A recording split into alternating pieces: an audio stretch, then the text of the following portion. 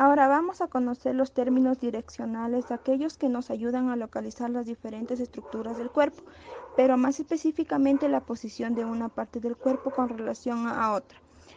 Estos términos se agrupan en partes opuestas de igual manera como utilizamos palabras como enfrente o atrás o arriba y abajo. Conozcamos unos de ellos, superior e inferior. Superior o también llamado craneal. Hace referencia cuando una estructura está en dirección a la cabeza o a la posición más elevada de una estructura. Por ejemplo, el tórax es superior a la pelvis, inferior o también llamado caudal.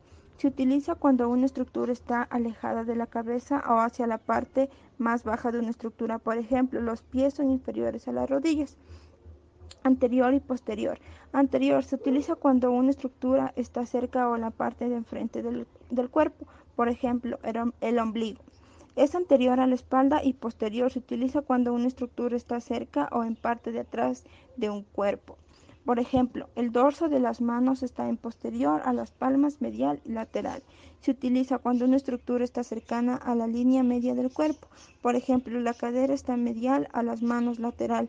Se utiliza cuando una estructura está alejada de las líneas medias. Por ejemplo, los miembros superiores son laterales al tórax. Gracias. Proximal y distal.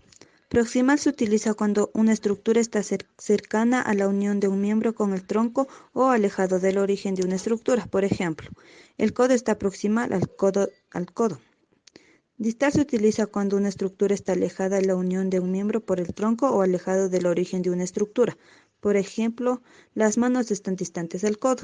Superficial y profundo.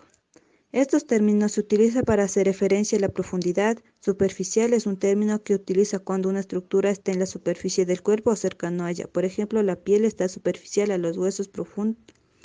Profundo se utiliza cuando una estructura está alejada de la superficie corporal. Por ejemplo, los músculos están profundos a la piel. Y por último,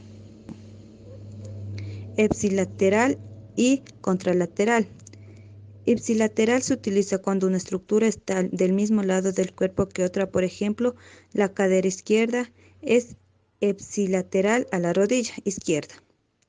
Contralateral se utiliza cuando una estructura está al lado opuesto del cuerpo que otra. Por ejemplo, el hombro derecho está contralateral a la rodilla izquierda.